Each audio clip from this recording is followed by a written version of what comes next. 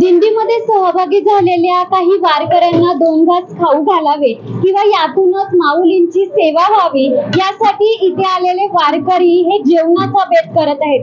सकाळचा अगदी नाश्ता असो, दुपारचे जेवण असो, संध्याकाळचा नाश्ता असो किंवा संध्याकाळचे जेवण असो, हे वारकरी अगदी आनंदात उत्साहात आपल्याला करताना पाहायला मिळत आहे। पाहुयात नेमके येथे म्हणजे जेवणाचा बेत नेमका काय चालू आहे ते।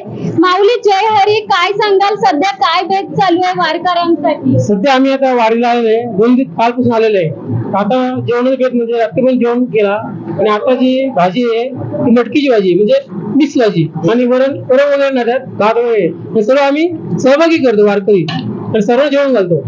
एक प्रकारे ह्याच्यातून माऊलींची सगळ्या सेवा सगळ्या गोष्टी माऊली सेवा करतो आम्ही। आता किती दिवस साधारणतः इथे मुक्काम आहे आणि किती दिवस जेवण? आता 3 दिवस मुक्काम आहे। आपण आता एकादशी झाली, 12 झाली नंतर आपण प्रवासाला निघू। या आधी घरी कधी जेवण केलं होतं का? की हातला धुवून आहे। मी स्वतः आचारी अच्छा, स्वतः जेवण बनवतो। किती पण 200, 400, 1000 लोकांचं तरी आपण बनवतो। साधारणतः मग आता हे किती लोकांचं जेवण बनतं? 100-150 लोकांचं, 125 लोकांचं जेवण, 125 लोकांचं जेवण। म्हणजे आता हे 3 दिवस तुम्ही दररोज बनवता? आपल्याला काय बनवतो कन्नडा लोक वगैरे। आजचा बेत काय आहे? आता मटकी भाजी, मिक्स भाजी बनवतो। रोजचे वेगवेगळे।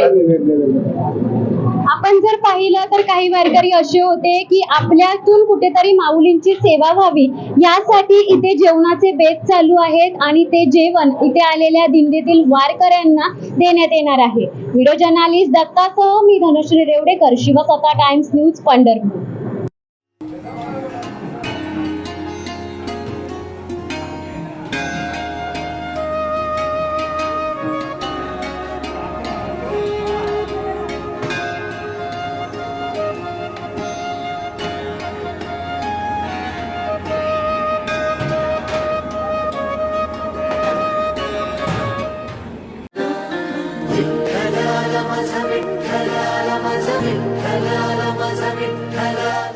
दे धडक बेधडक वृत्त देणाऱ्या आपल्या शिवसत्ता टाइम्स न्यूज चॅनलला लाल बटन दाबून सबस्क्राईब करा आणि बेल आयकॉनला क्लिक करायला विसरू नका।